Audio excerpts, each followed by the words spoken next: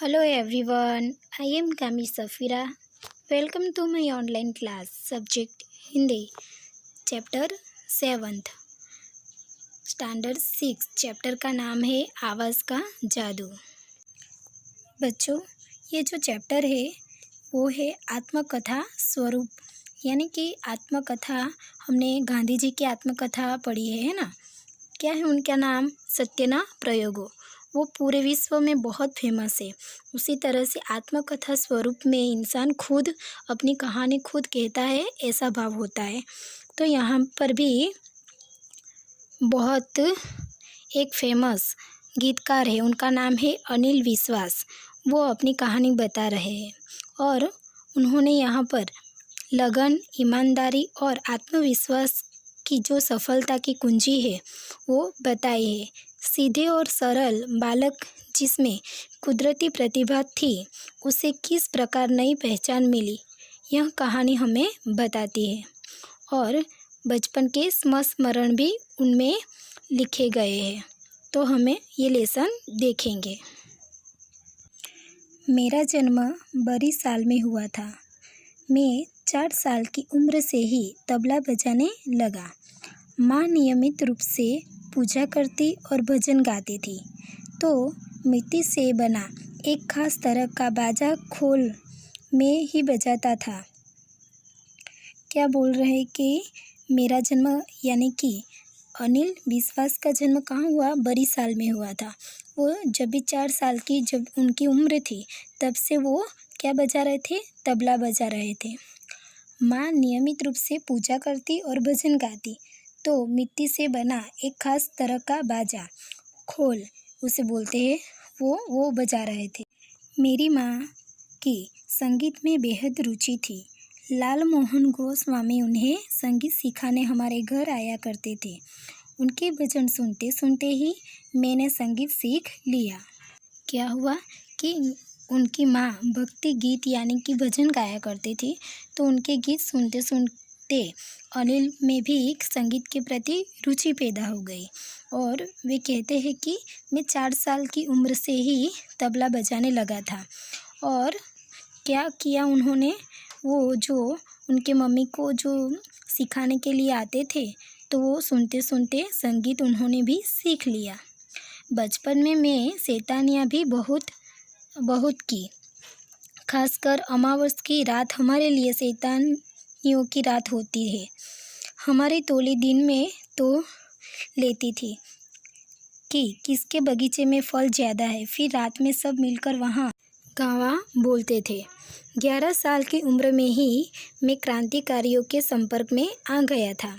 क्रांतिकारी दल में सक्रिय रहने के साथ साथ पढ़ाई में भी अव्वल रहता था।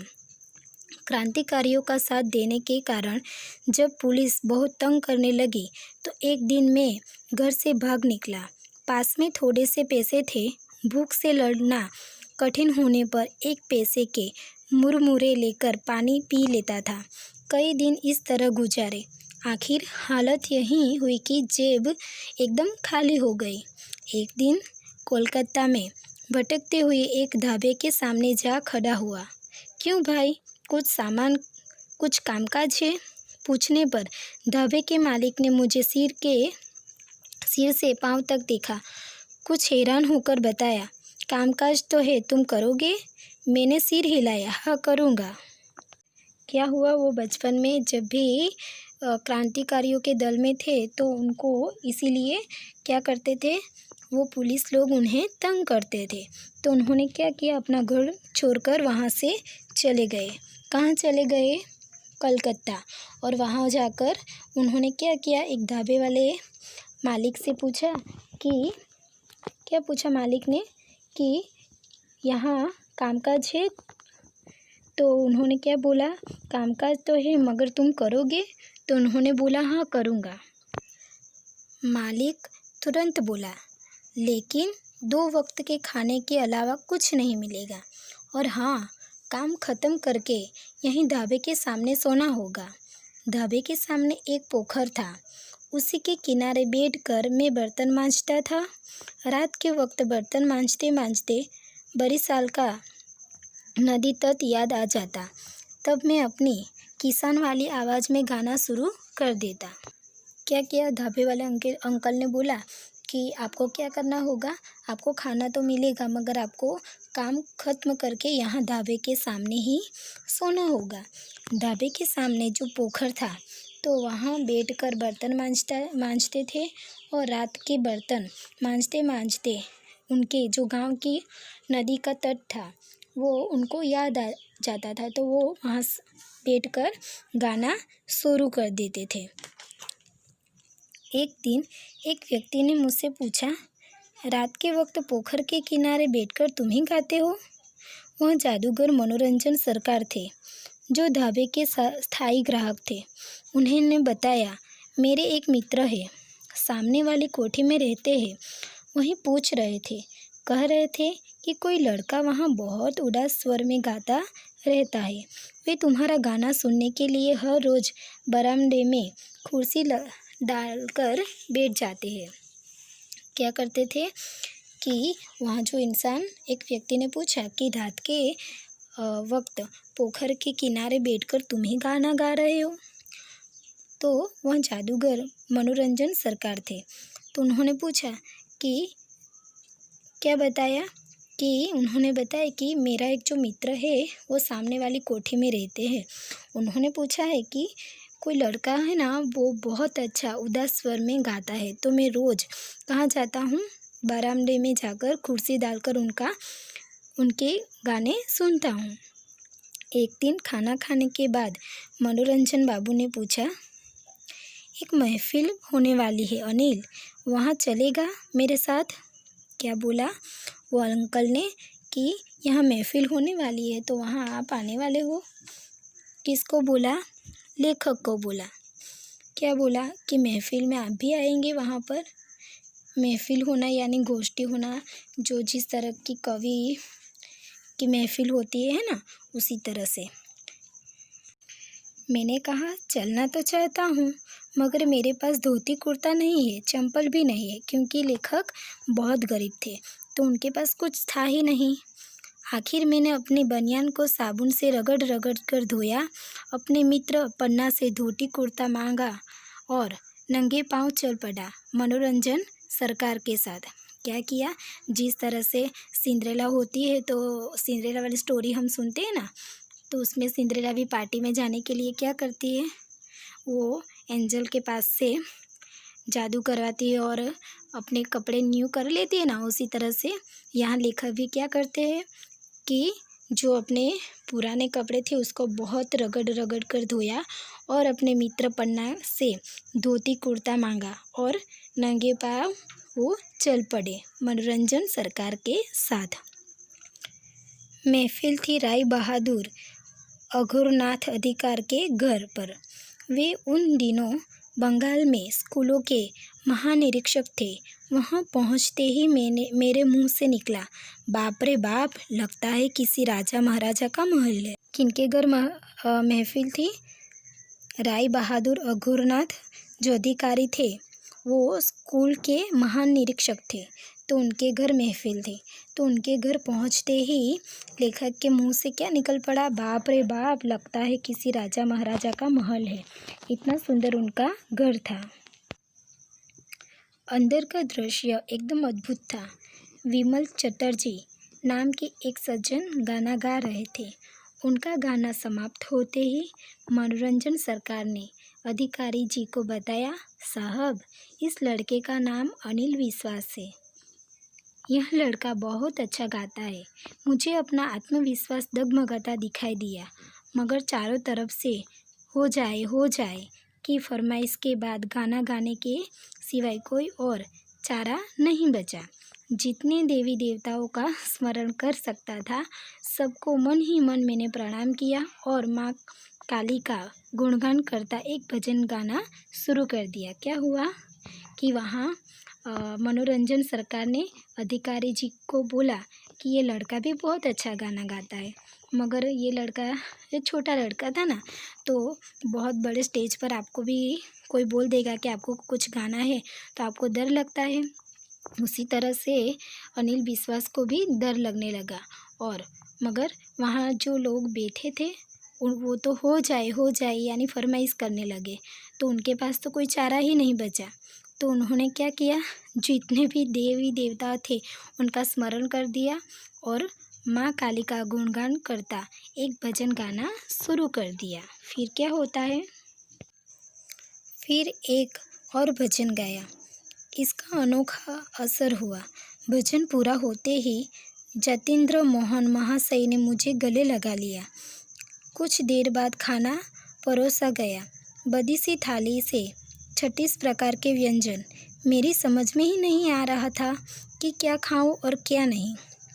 मैं चलने लगा और अघोर बाबू ने अलग बुलाकर पूछा, कहाँ रहते हो? क्या हुआ कि वहाँ पर उन्होंने बहुत अच्छा गाना गाया तो जतीन्द्र मोहन महाशय थे, उन्होंने आकर उनको गले लगा लिया और वहाँ बहुत अच्छा व्यंजन भी बनाया था। तो उन्होंने उनको 36 प्रकार के व्यंजन थे, तो उनको समझ में ही नहीं आ रहा था कि मैं क्या खाऊं और क्या रहने दूं। बाद में मैं चलने लगा। कौन? लेखक। तो वो अघोर बाबू ने उनको अलग बुलाकर पूछा, कहाँ रहते हो? उन्होंने कहा, यानी मैंने कहा, जिस ढाबे में काम करता हूँ वहीं, उसके बाहर सो जाता हूँ। समझ लीजिए, फुटपाथ पर, न नीचे चादर न सिर पर छत। देख रहे हैं ना, मेरे पैरों में चप्पल भी नहीं है। क्या बोला अनिल विश्वास ने कि मैं तो वो ढाबे पर ही रहता हूँ जहाँ देखो ना, मैं फुटपाथ पर ही सो जाता हूँ। मेरे पास तो चादर भी नहीं है और सिर पर छत भी नहीं है और मेरे पैरों में चप्पल भी नहीं है, यानी मैं तो बेघर हूँ। उन्होंने प्यार से कहा, तुम्हारे गायन से मैं प्रभावित हुआ हूँ। तुम्हें ऐसा करो, हमारे घर आ जाओ। ऊपर बरसाती में तुम्हारे रहने की व्यवस्था कर दूँगा। मेरे दिमाग में कितने ही विचार बिजली की तरह कूद गए। मैंने तपाक से पूछा, मुझे काम क्या करना पड़ेगा? तुम्हारे स्वाभिमान को मैं ठेस नहीं पहुंचाऊंगा। वहाँ रहने और खाने के बदले तुम्हें 2 काम करने होंगे। क्या हुआ कि उन्होंने बोला कि आप मेरे यहाँ रहने के लिए आ जाओ। तो उसने तुरंत पूछा कि आपके यहाँ मुझे काम क्या करने पड़ेंगे? तो उन्होंने बोला कि आपको 2 काम करने पड़ेंगे। मैं उनकी तरफ देखता रहा। अघोर बाबू ने आगे बताया, मेरा बेटा ढाका में पोस्ट मास्टर जनरल है। उसके बच्चे मेरे पास रहते हैं, एक पोता और एक पोती। दोनों छोटे हैं। तुम्हारा काम होगा सवेरे कुछ समय के लिए उन्हें अक्षर ज्ञान कराना। और दूसरा काम है? मैंने पूछा। उन्होंने कहा, हाँ, शाम को मुझे 2 भक्ति गीत सुना दिया करना। फिर प्यार से मेरे सिर पर हाथ रखते हुए मनोरंजन बाबू से बोले, उस ढाबे के मालिक को बता देना कि कल से यह लड़का ढाबे में काम नहीं करेगा। क्या हुआ कि अघोर बाबू ने मुझे, यानी कि जो अनिल विश्वास थे, उनको अपने घर रहकर उनके पोता पोती को अक्षर ज्ञान कराने को कहा। और एक दूसरा काम भी उन्होंने उनको दिया। क्या काम था कि शाम के समय भक्ति गीत उनको सुनाना है। तो उन्होंने बहुत प्यार से अनिल विश्वास के सिर पर हाथ रखा और कहा, किसको कहा? मनोरंजन बाबू से बोला। क्या बोला कि कल से वो ढाबे वाले मालिक को बता दीजिएगा कि ये लड़का ढाबे पर काम नहीं करेगा। और इसी तरह से अनिल विश्वास का जीवन बदल गया। तो बच्चों, आवाज़ का जादू, ये जो टाइटल है ये वहाँ सफल होता है कि उसके आवाज़ के जादू से क्या होता है, उनको अच्छी जगह काम मिलता है और उनका जीवन परिवर्तित हो जाता है। और इस कहानी से, ये आत्मकथा से भी हमें क्या सीख मिलती है कि हमें जो अच्छा लगता है वो काम हर सिचुएशन में काम करना चाहिए। जिस तरह से अनिल विश्वास भी ढाबे पर काम करते करते, बर्तन मांजते मांजते उनको जो संगीत अच्छा लगता था वो गाना गुनगुनाते थे और एक अच्छे इंसान ने उनकी कला की कद्र की। उसी तरह से हमारे अंदर भी कोई अच्छी कला होगी, अच्छा गुण होगा तो ये विश्व में क्या होता है, अच्छे कला और गुण की कदर होती ही है ना। तो जिस तरह से हीरे की परख एक जवेरी को होती है, उसी तरह से हमारे अंदर भी जो ईमानदारी और लगन है कोई भी काम करने के लिए, तो उनकी पहचान एक दिन उसकी कदर भी होती ही है ना। तो हमें भी हमको जो अच्छा लगता है वो काम करना चाहिए। आई होप आपको ये लेसन में अच्छी तरह से समझ में आ गया होगा। आपका ये होमवर्क है कि ये चैप्टर के मौखिक और लिखित क्वेश्चन के आंसर आपको हिंदी की नोटबुक में लिखना है, और भाषा सज्जता के जो क्वेश्चन आंसर है वो आपको टेक्स्ट बुक में, हिंदी की टेक्स्ट बुक में लिखना है। होमवर्क की PDF मैं आपके व्हाट्सएप ग्रुप में भेज दूँगी। Thanks watching my video.